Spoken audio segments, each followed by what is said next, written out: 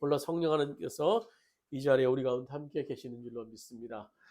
여러분 헬렌 켈레라는 분 아시죠? 장애, 아주 심한 장애를 가지고 계시면서 아주 위대한 일들을 또 해내셨던 여인. 그녀는 미국 엘레바마에서 1880년에 태어나셨어요. 그래서 이제 3중 장애를 가지고 태어나셨죠. 눈도 보지 못하고 귀도 보지 못하고 거기다 더군다나 말까지 하지 못했던 그런 여인. 이 여인이 생후 19개월 만에 이제 열병으로 인해서 3가지 장애를 가지게 되었는데요. 그녀는 성장하면서 이제 미국 하버드 대학에 1904년에 입학을 해서 졸업을 하게 됩니다. 졸업했는데도 아주 우수한 성적. 그 당시 그래서 세계에서 최초로 하버드 대학을 장애인으로서 졸업한 여인으로 해서 주목을 받게 됐어요. 그래서 세계 장애인들의 어떤 선망의 대상, 희망의 빛이 되었는데요. 그녀가 이 삶 가운데 이런 놀라운 일을 할 수 있었던 특별한 이유가 있었어요. 그녀는 사실 그냥 평범한 어떻게 보면 몸이 불편한 장애, 아주 심한 장애에 불과했어요. 그러나 그 여인에게는 아주 특별한 만남이 있었기 때문에 장애로 고통받던 시절 이제 7살에 설레반이라는 그런 선생님을 만나게 돼요. 그 만남이 그녀의 인생을 완전히 바꿨습니다. 아주 엄격한 선생님이었고 또 아주 사랑이 많았던 선생님. 그래서 평생 그녀와 늘 동행하면서 그녀에게 큰 영향을 미쳤던 그 여인이 바로 설레반이라는 여인입니다. 그것은 바로 만남의 관계 속에 그래서 이 여인이 장애를 극복하고 헬렌 켈러라는 그런 여인으로 오늘날에 만들어질 수 있게 됐던 겁니다. 그녀가 장애를 극복할 수 있었던 것은 만남 때문이었어요. 만남. 비단 이 헬렌 켈러뿐만 아니라 우리 인생도 누구를 만나느냐가 얼마나 중요한지 몰라요. 얼마나 우리 인생을 달라질 수 있는가. 우리가 태어나면서 부모를 만나게 되고 또 자라면서 친구를 만나게 되고 선생님을 만나게 되고 또 배우자를 만나게 돼요. 그래서 지금 우리를 형성하게 되는데요. 그 만남의 관계를 통해서. 그래서 만남은 아주 중요한 그런 우리 삶의 요소가 될 수 있어요. 근데 아주 그보다 중요한 만남이 있어요. 그것은 바로 예수님과의 만남입니다. 예수님과의 만남.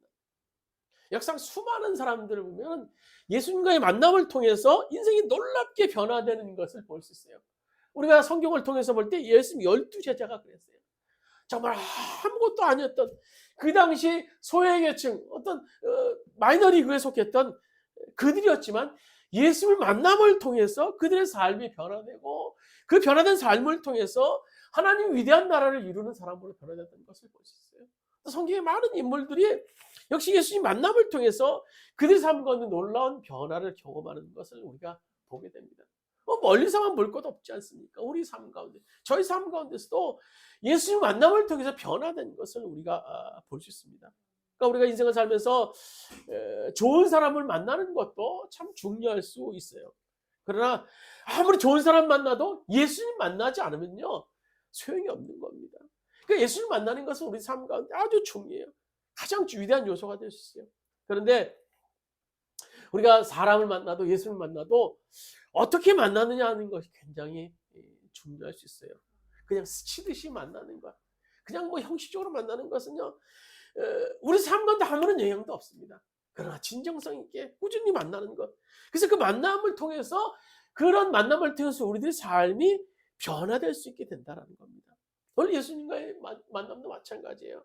많은 사람들이 예수님에 관해서 들어요. 교회도 출석합니다. 또 기도도 하고 신앙 고백까지 합니다. 그러나 예수님과의 만남이 스치듯이 형식의 만남이기에 삶에 아무런 영향을 주지 못해요. 예수님과의 만남이.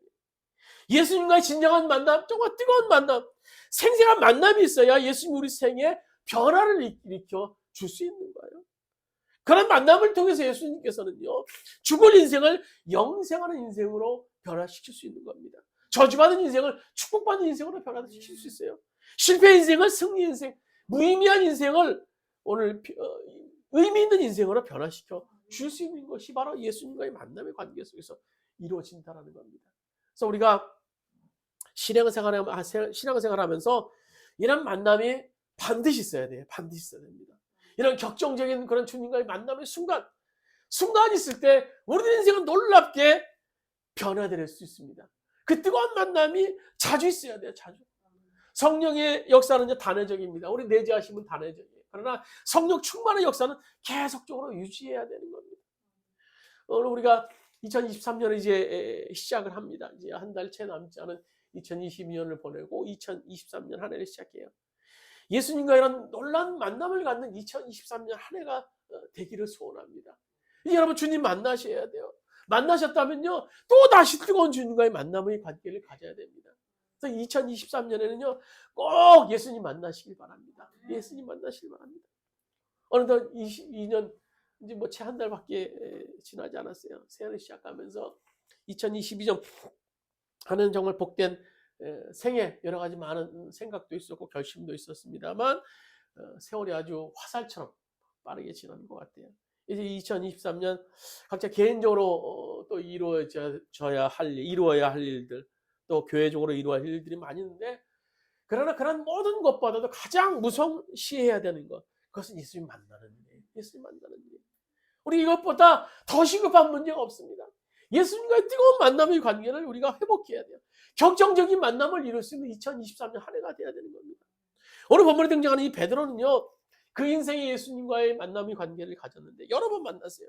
그럴 때마다 베드로 인생이 업그레이드되는 놀라운 변화가 이루어지는 그런 삶을 가진 것을 보게 됩니다. 오늘 본문이 베드로는요, 사실 예수님과 만났는데요, 오늘 보면 예수님과의 만남이 처음 만남이 아니었어요. 요한복음 1장에 보시면요, 세례 요한이 예수님께 세례를 베풀 때 그 현장에 있었던 사람이 바로 시몬 베드로예요. 그래서 요한이 예수님께 소개했던 두 제자 가운데 한 사람이 시몬 베드로예요. 그래서 요한복음 1장 40절에 보면 이렇게 말하죠. 요한의 말을 듣고 예수를 따르는 두 사람 중에 하나는 시몬 베드로의 형제 안드레라. 오늘 예수님께 요한에게 소개받았던 인물이 바로 이 베드로라는 인물. 근데 베드로는요, 그 후에 수개월간 예수를 만났지만 예수님을 따르지 않고 별다른 변화도 없이 예전과 똑같이 갈릴리 바닷가에서 어부 생활을 하고 있었습니다. 그렇다고 오늘 본문에서 예수님을 다시 만나게 됐던 거예요. 이 만남은요, 건성으로 표면적으로 만나는 것이 아니라 체험적인 만남이 영적인 만남이었어요. 예수님을 재발견하는 그런 사건이 오늘 이 현장 속에서 일어나요. 단적으로 그 예수님을 부른 이 칭호의 변화마도 우리가 알 수 있죠. 처음에 5절에 보시면 그 예수님을 이렇게 불러요. 선생님, 우리들이 밤이 맞도록 수고하였을 때, 오늘 선생님, 우리들이 밤이 맞도록 수고하였을 때, 예수님을 선생님이라고 불러요. 선생님 불러요. 그러나 그 예수님과의 뜨거운 만남을 통해서 주님이 말씀을 듣고 변화하고 받고 그 놀라운 역사를 체험하고 나서 8절에 보면 주여 나를 떠나소서라 호칭이 변해요. 호칭이 예수님을 향한 칭호가 변화되는 것을 우리가 볼 수 있습니다. 이것은 예수님에 대한 인식이 완전히 새로워졌다라는 증거일 수 있는 겁니다. 단순히 선생님 차원이 아니에요. 이제 예수님이 나에게 좋은 얘기해 줄 수 있는 그런 선생님이 차원이 아니라 이제 하나님의 아들 예수 그리스도 구세주, 나의 주인으로 오늘 그 앞에 계신 예수님을 인식하게 된 겁니다. 그런 예수님을 만남을 통해 놀라운 변화를 체험해요. 그 변화를 오늘 본문 속에서 우리가 구체적으로 몇 가지 볼 수 있는데요. 첫 번째로는요, 그가 죄인이라는 인식의 자리로 그가 서게 됩니다. 오늘 본문 8절 말씀, 우리 한번 같이 한번 읽도록, 8절 말씀 같이 한번 읽도록 하겠습니다. 시몬 베드로가 이를 보고 예수님의 무릎에 아래 엎드려 이르되 주여 나를 떠나소서 나는 죄인이로소다 하니, 예수님을 만남에서 가장 중요한 전제는요, 자기가 죄인이라는 것을 깨달아야 돼요. 베드로는 예수님의 초자연 능력을 통해서 그분이 하나님의 아들이심을 깨닫고 그 거룩하심 앞에 이제 자기의 죄인임을 고백하게 되죠. 그래서 예수님 앞에 무릎 꿇고 고백합니다. 주여, 나는 죄인입니다. 이건요, 대단한 중요한 순간입니다. 왜냐하면요, 사람에게 자신이 죄인이라는 인식에 도달한다는 것은요, 굉장히 중요한 것일 수 있어요. 그것은요, 변화의 시작이 될 수 있기 때문인 겁니다. 이 인식 없이는 절대 예수님을 만날 수 없고 구원에 이를 수도 없어요. 이 땅에 많은 사람들이 왜 구원의 반열을 위해 서지 못할까요? 그것은요, 자신에 대한 생각이 의인이라는 인식이 강하기 때문이에요. 자신이 죄인이라는 인식을 잘 못해요.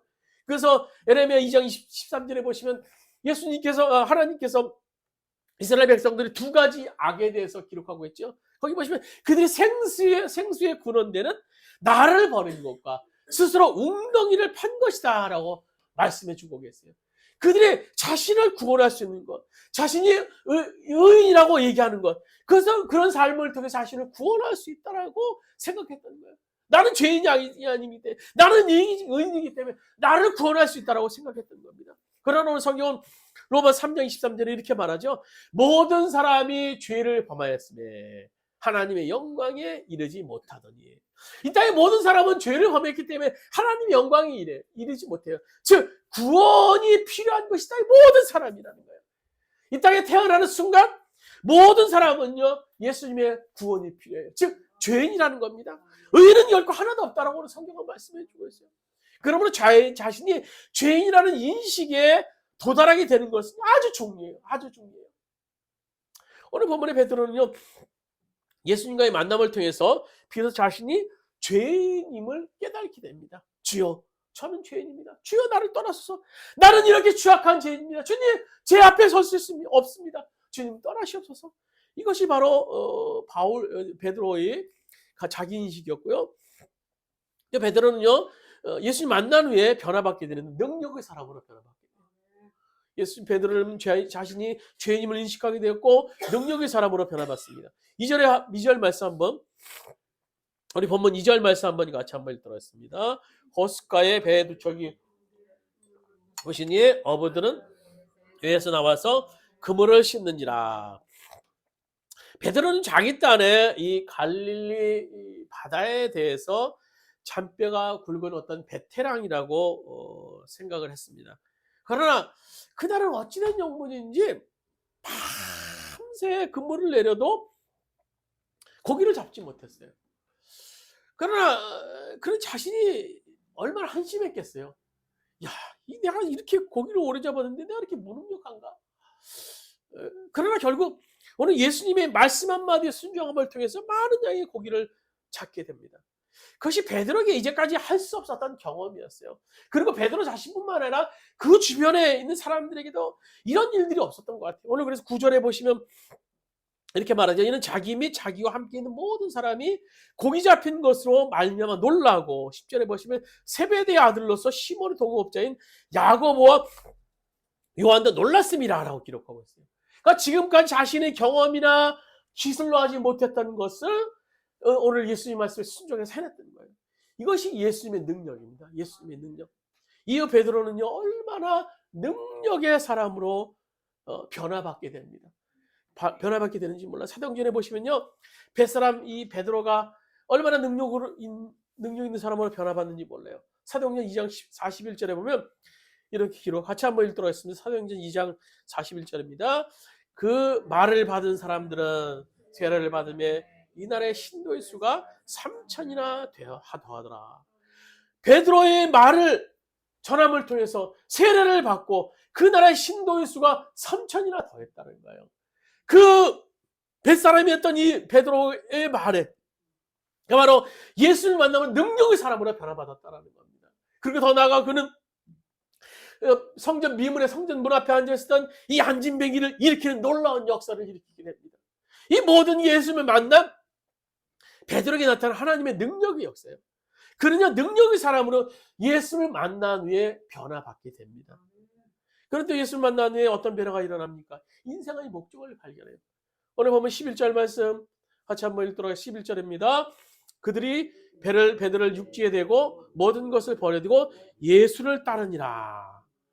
만약 베드로에게 예수님과의 만남의 사건이 없었다면 베드로의 인생이 어떻게 됐겠어요?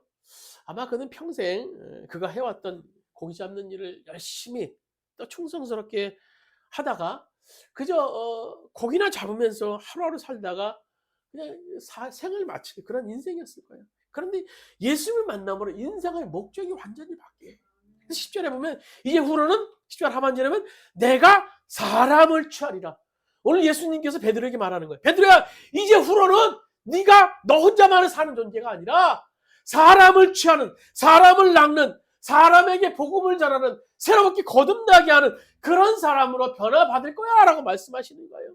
이제 너는 60만을 위해 사는 존재가 아니라 영원히 멸망받을 저 인생들을 구원하는 그런 복음을 전하는 놀라운 사람으로 변화될 거야 라고 인생의 목적을 예수님께서 오늘 베드로에게 제시하십니다. 그리고 그런 인생으로 바뀌게 돼요.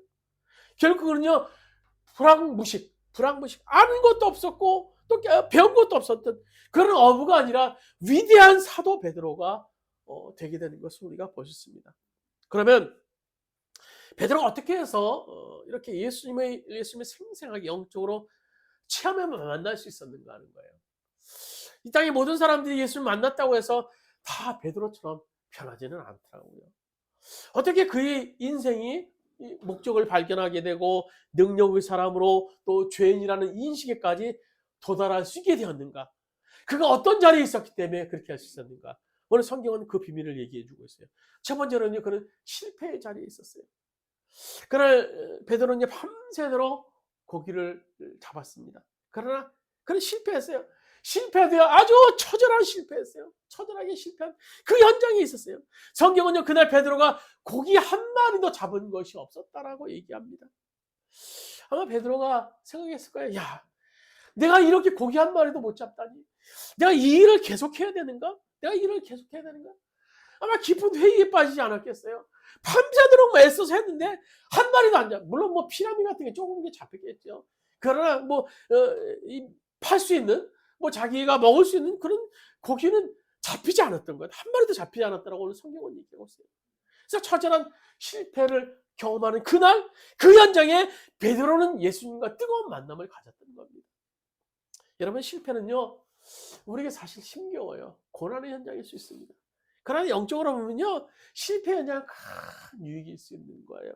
왜냐하면 실패는 우리를 겸손하게 만들기 때문입니다. 인간은요, 잘 나갈 때 교만해져요.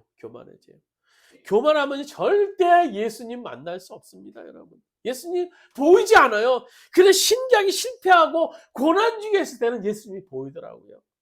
사실요, 예수님은 늘 우리와 함께 계세요. 우리가 오늘 동행하십니다. 그런데 우리는 형통할 때 잘 보이지 않아요.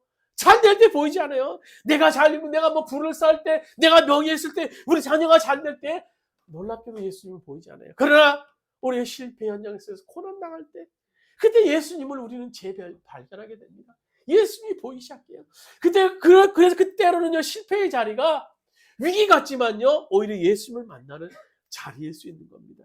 여러분, 위기는 잘 아시죠? 우리가 잘 아는 대로 위험한 기회입니다. 위험한 기회. 그래서 영어를 위기로 크라이시스라고 얘기를 하는데요. 이 말이 어원적으로 보면요, 나누다, 선을 긋다라는 그런 뜻을 갖고 있어요. 그러니까 말하자면요, 이 말은 분기점이라는 거예요. 분기점. 그러니까 위기는 흥할 수도 있고 망할 수도 있는 분기점인 셈입니다. 그러니까 우리가 위기 순간에 실패 현장에서 하나님을 만나게 된다면요, 놀랍게 변화될 수 있는, 오늘 성공을 향해서 갈 수 있는 그런 기회가 될 수 있지만, 그렇지 않다면요, 우리 위기 순간에 남에 대한 복수심만 키우거나 또는 좌절한 늪에 빠질 수 있는 상황이 될 수도 있습니다. 여러분, 우리가 잘 알고 있는 야곱 한번 보세요. 저는 아버지와 형 에서를 속여서 이제 장자권을 얻게 되죠. 나중에 이 사실을 알게 된 형 에서가 이제 아주 죽일 듯이 이 야곱을 찾아 나섭니다. 그래서 야곱은 이제 잘못하면 죽을 것 같으니까 이제 도망가게 되죠. 그래서 멀리 바다마람으로 도망을 가게 됩니다. 몇 달 며칠 막 열심히 달려가다가 지친 몸을 이끌고 이제 빈들에서 근심 걱정하면서 이제 잠에 들게 되었습니다. 돌베개를 베고 잠을 잔 거예요. 이제 잠을 자야 되니까 마음속에 형을 언제 쫓아올 것인가 근심하지만 잠이 들었어요. 근데 바로 그때 그 꿈속에서 하나님이 나타났어요. 그래서 그 성경에 보시면 천사가 사다리를 통해서 오르락내리락 하고 하나님의 음성을 듣게 됩니다. 그리고 깜짝 놀라서 깨죠. 그리고 그가 외칩니다. 창세기 28장 16절에 이렇게 얘기하고 있어요.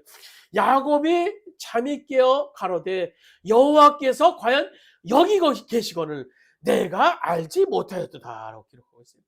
그 전에 야곱이 하나님을 몰랐습니까? 하나님 안 믿은 거 아니에요? 하나님을 믿었어요. 그런데 이번에 새롭게 하나님을 만나게 된 거예요. 야곱이 진짜 예수님을 만나게 된 겁니다. 그런데 야곱이 어떻게 됩니까? 용기가 생겨요. 돌베개를 세우고 그 위에 기름을 붓습니다. 여러분이 그 당시 기름은 고가였습니다. 야곱에게 있어 그 당시 이 기름은요 전재산이었어요. 전재산. 그런데 도망가던 신세였던 야곱에게 전재산이었던 이 기름을 그 돌베개 위에 부는 거예요. 그만큼 하나님을 만나게 되니까 이제 확신이 생긴 거예요. 앞으로의 자신의 생에 대해서 이제 두려움이 없어진 겁니다. 하나님의 동행하심에 대한 확신. 그 다음에 담대한 신앙으로 하나님과 동행하며 20년 동안 야곱이 그 삶을 삽니다. 또 이제 부인과 결혼해서 유삼촌 집에 가서 삶을 살지만, 양보하는 삶을 살지만 그것도 하나님의 역사를 이루게 되고, 이제 그가 금이 환영하면서 고향을 향합니다. 형이 두려워서 그러니까 여러 가지 기도를 하는 가운데 또 주님을 만나게 되고, 놀랍게도 형에서는요 그를 사랑으로 안아주는 것을 경험하게 되게 됩니다. 오늘 우리가 위기 속에서 진짜 하나님을 만나면요 승리할 수 있습니다. 위기 속에서 중요한 것은요 하나님을 만나는 거예요. 오늘 고난 앞에서는 이 다윗의 고백을 보세요. 시편 18편 1절 2절 말씀 우리가 한번 같이 한번 읽도록 했습니다. 시편 18편 1절 2절입니다. 나의 힘이 되신 여호와여, 내가 주를 사랑하나이다. 여호와는 나의 반석이시여, 나의 요새시여, 나를 건지시는 자시여, 나의 하나님이시여, 나의 피할 바이시여, 나의 방패시여, 나의 구원의 뿌리시여, 나의 산성이시로다. 나의 구원의 뿔, 나의 구원의 뿔, 나를 이끄신 뿔로 인해서 나를 해하려는 자들을 다 물리쳐 주신다라는 거예요. 오늘 이 다윗이요 이 고백할 수 있었던 때는요 사울 왕이 자기를 죽이려고 쫓아다닐 때 죽음의 위기 상황 속에서 오늘 이 다윗이 고백했던 거예요. 이 위기 가운데 나의 하나님 나의 하나님 주님을 향해 고백했던 겁니다. 그러므로 우리가 실패했다고 고난당했다고 낙심하거나 또 고난 중에 있다고 좌절하기보다는요 그때가 하나님을 만날 때임을 기억하시길 바랍니다. 하나님 만날 때요. 그리고 그때가 빈배가 가득 채워지는 역사, 만선의 역사를 경험할 수 있는 때임을 우리가 기억해야 됩니다. 오늘 베드로는요 주님을 만남을 통해서 빈배가 가득 채워지는 만선의 역사를 경험하게 됐습니다. 그럼 예수님을 만날 수 있었던 또 두 번째는, 첫 번째가 실패의 자리였고 두 번째는요 말씀의 자리였어요. 오늘 3절 말씀, 본문 3절 말씀 같이 한번 읽도록 하겠습니다. 예수께서 한 배에 오르시니 그 배에는 시몬의 배라. 육지에서 조금 떼기를 청하시고 앉으사 배에서 쉬더니, 베드로가요 허탕치고 이제 돌아와서 그물을 씻고 있는데요. 이제 신문을 씻고 이제 너무나 피곤했겠죠. 밤새 이 물속에서 고기를 잡기 위해서 이 사투를 벌인, 이건요 정말 사투야 사투. 고기를 잡기 위해서 그러니까 이제 피곤해서 그물을 씻고 집에 돌아가려고 할 때 예수님께서 이제 군중들을 쫙 몰고 오시면서 말씀을 전하는데 전할 것이 필요했어요. 그래서 베드로에게 베드로야 좀 배를 좀 빌려줘라. 배를 빌려달라고 예수님이 베드로에게 요청을 합니다. 아마 사람들이 너무 많으니까 군중 속에 섞여서 말씀을 전하면 좀 보이지 않거나 들리지 않을 염려가 있었던 것 같아요. 그래서 이제 배에 오르셔서 말씀을 전하기 위해서 잘 전달되고 잘 보이게 하기 위해서 그랬던 것 같아요. 또 한편으로는 베드로를 좀 잡아두시라는 그런 목적도 있지 않는가, 또 그런 생각도 하는데요. 이제 하여튼 예수님의 부탁에 베드로는 참 거절할 수 없이 거절해야 되는 상황이지만 예수님과의 뭐 이미 안면도 있기 때문에 거절하지 못하고 예수님께 배를 제공하게 됩니다. 이렇게 되니까 꼼짝없이 베드로 입장에서는 예수님 말씀을 듣게 됐던 거예요. 자기 배에 예수님이 오르셨으니까요. 그러다가 베드로가 은혜를 받게 됩니다. 베드로가 은혜를 받지 않았다면요 말씀을 마치고 돌아가려는 이 베드로에게 예수님께서 깊은 데로 가서 그물을 내리라는 그 명령에 순종할 수 있었을까요? 예수님은 물고기를 잡는데 문외 아니었어요. 근데 예수님이 그냥 물고기를 잡는데 저 깊은 데로 그물을 던지라. 그 말에 순종할 수 있었던 것은요, 이 말씀에 그동안 말씀 듣는 일에 베드로가 은혜를 받았던 것임을 우리가 생각해 볼 수 있어요. 아마 그렇지 않았다면요, 오히려 이 말씀 앞에 베드로가 바로 화를 낼 수도 있었겠죠. 밤새 수고하느라고 돌아와서 이제 그물 싣고 돌아가려는 사람에게 불러서 또 배를 빌려달라고 하고, 또 배에서 몇 시간 동안 뭐 예수님이 설교하는데 뭐 한두 시간 했겠어요. 오랜 동안 설교하셨어요. 몇 시간 동안도 말씀을 전하게 하고, 이제 끝났다 싶어서 이제 집에 돌아가려고 짐 싸고 있는데 또 와서 하는 말이, 야, 저 깊은 데 가서 또 그물을 던지라는 거예요. 아니, 다 그물 손질하고 이제 돌아가려고 하고, 또 피곤해서 이제 그 말씀 끝난다고 해서 돌아가려고 하는데, 또 배를 또 움직여서 또 그물까지 또 내려서 또 말씀을 전하라는 거예요. 아, 베드로 입장에서 버럭 화를 낼 수도 있는 상황이었을 거예요. 아니, 내 배 빌려달라고 해서 배 빌려주고, 겨우 참고 기다렸는데, 이제 이게 뭐야, 이제. 엉뚱한 말을 해서 앞으로 또 그물을 내리라고. 차라리 백삭시나 주지, 빌린 백삭시나 주지, 뭘 또 그물을 내리라고 해요. 얼마든지 화를 낼 수 있는 그런 상황이었어요. 그런데 그가 고분고분한 것을 보면요, 베드로는 분명히 예수님 말씀을 전할 때 은혜를 받았다라는 겁니다. 그렇습니다. 우리가요, 말씀의 자리에서 우리는 예수님을 만날 수 있습니다. 말씀의 자리에서. 베드로는요, 말씀을 듣다가 예수님을 새롭게 만나기 시작했습니다. 로마서 10장 11절에도 말하죠. 그러면 믿음은 들음에서 나며 들음은 그리스도의 말씀으로 말미암아 낳느니라고 말씀해 주고 계세요.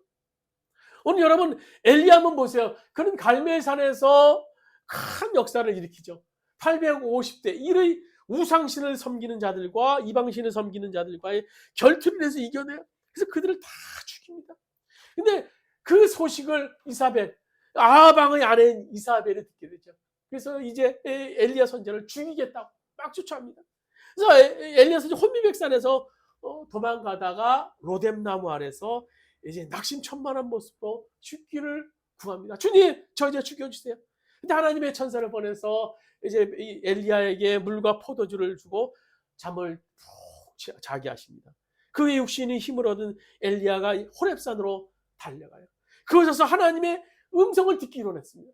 뭐 천둥이 치고 번개가 치고, 그래 큰 곳 속에서 하나님의 음성이 들리지 않아. 3년 음성 가운데 하나님의 음성을 엘리야 선지자가 듣게 됩니다.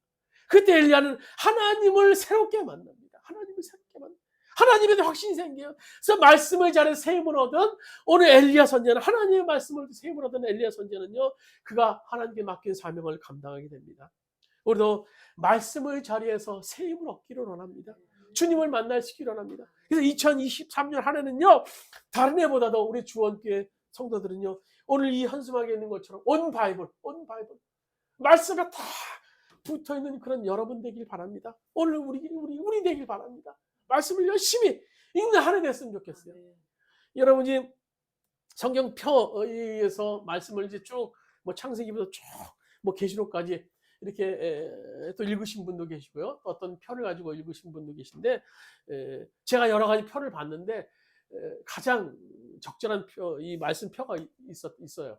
그래서 제가 지금 뒤에 몇 부 복사해서 놨는데 한 10페이지 정도 되로 저기 스토리식으로 성경이 쭉 전개된 거예요. 그래서 여기서 간단하게 설명도 적혀 있고요. 그런 말씀 성경 읽기 표를 2023년 한 해는 좀 일자해서 여러분에게 이제 좀 원하는 분은 자기가 뭐 본인이 읽던 표가 있다면 그걸 사용하시고, 저 말씀 읽기 표는 1년에 6번 읽을 수 있어요, 여러분. 그 표에 하루에 2시간씩 60일 걸리면 성경 한 권을 여러분 다 읽을 수 있어요. 2시간. 참 길다면 또 긴 시간일 수도 있지만요, 하루하루를. 그러니까 여러분 열심히 읽으시면, 그러니까 저 표에 의하면 1년에 6번 성경을 읽을 수 있는 거예요. 그래서 복사해놨으니까 필요하신 분은 가져가셔서 2023년 올해부터 시작하셔서 2023년 한 해는요, 여러분 온 바이블 할 수 있는, 열심히 좀 성경을 읽을 수 있는, 그래서 말씀의 자리에서 정말 주님을 만날 수 있는, 주님과 뜨거운 격정적인 만남을 가질 수 있는 그런 한 해 되기를 원합니다. 오늘 이제 베드로는요, 말씀의 자리에서 주님 만났어요. 말씀의 자리에서 뜨거운 주님을 체험했어요. 그리고 그 말씀의 자리에 더 나가서 그는 순종의 자리에 서게 됩니다.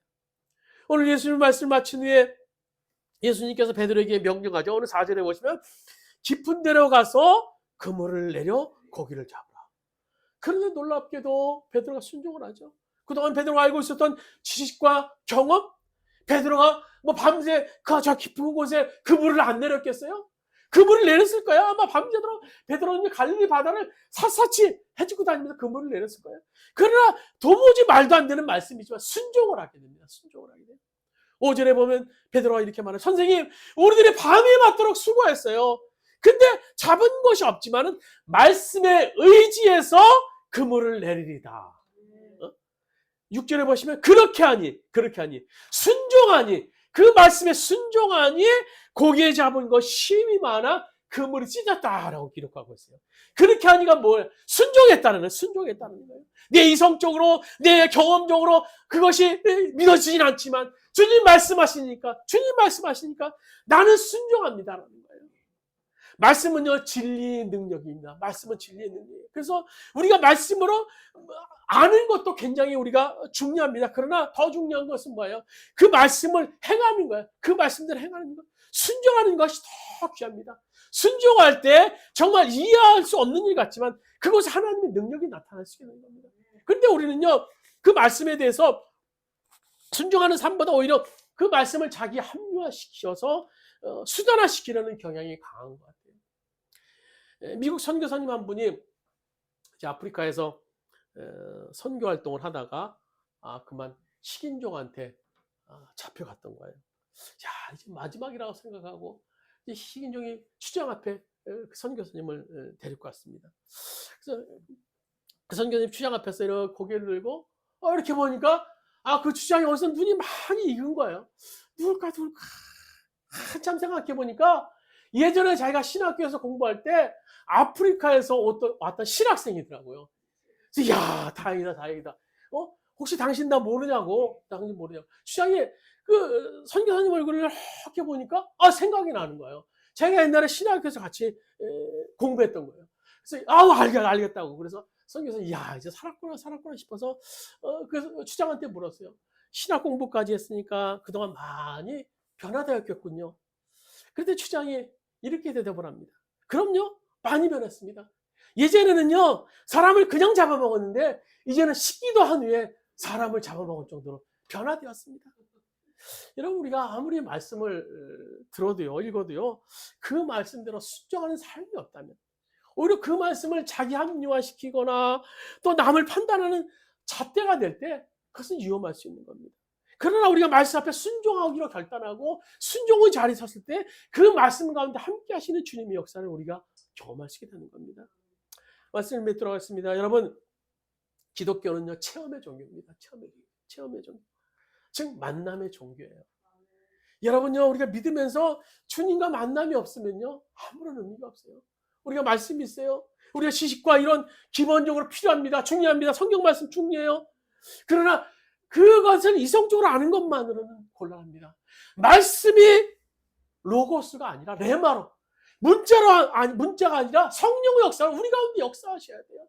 그러기 위해서는 예수님 만나야 됩니다. 실존하시는 하나님, 우리가 동행하신 하나님, 살아계신 하나님 우리가 만나야 되는 거예요. 그것은요 계속 뜨겁게 만나셔야 됩니다. 한 번 예수님과 만나셨다고 해서 끝나는 것이 아니에요.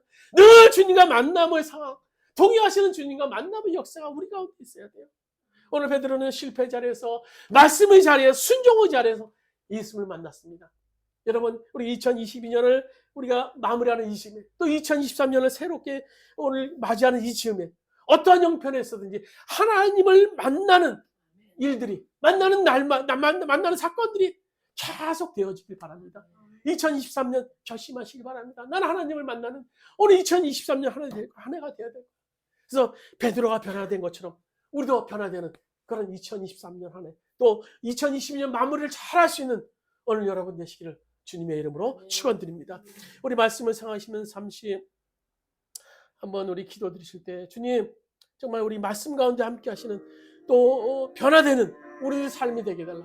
그것이 주님과의 뜨거운 만남을 통해서 주님과의 혁정적인 만남을 통해서 우리가 죄인의 자리를 임을 발견하게 되고 우리가 능력의 사람임으로 변화되고 우리의 목적을 발견할 수 있는 그런 사람 되게 달라고 이 시간 우리 주여 한 번에 취합시면서 동성으로 기도드리셨습니다. 주여 아버지 하나님, 우리가 변화되기 일어납니다. 우리가 변화되는 사람으로 거듭나기 일어납니다. 아버지, 우리가 함께하여 주셔서 우리가 변화되기 일어납니다. 오늘 베드로와 같이 우리가 주님과 만나기 일어납니다. 주님과 만나기 일어납니다. 주님과 만나기 일어납니다. 우리 이성적으로 말씀을 깨닫고 알기보다 아버지 그 바탕에 주님과 만남의 사건들이 우리 가운데 일어납니다. 주님 도와주시옵소서. 우리를 변화시켜 주시옵소서. 우리를 새롭게 하여 주시옵소서. 주님 인도하여 주시옵소서. 주님 인도하여 주시옵소서. 여호와여, 주님과 만남의 사건들이 우리 가운데 있을 수 있도록 인도하여 주시옵소서. 아버지여, 주님 변화시켜 주시옵소서. 주님 새롭게 하여 주시옵소서. 주님과 뜨거운 만남의 역사가 오늘 우리 가운데 있을 수 있도록 아버지여 인도하여 주시옵소서. 아버지, 우리가 실패하지 않은 주님 만나기 바랍니다. 말씀을 잘한 주님 만나기 바랍니다. 순종을 잘한 주님 만나기 바랍니다. 주님, 우리 가운데 역사하여 주시옵소서. 우리 가운데 역사하여 주시옵소서. 여호와의 무엇보다도 아버지 급한 것이 주님과의 만남의 사건이 우리가 줄 것이 있어. 아버지 인도의 시간 드릴 것 기록하니 아버지 하나님, 우리를 도와주시옵소서. 우리를 도와주시옵소서. 우리 가운데 함께하여 주시옵소서. 아버지, 주님 인도의 시간 드릴 것 기록합니다. 주님 도와주시옵소서.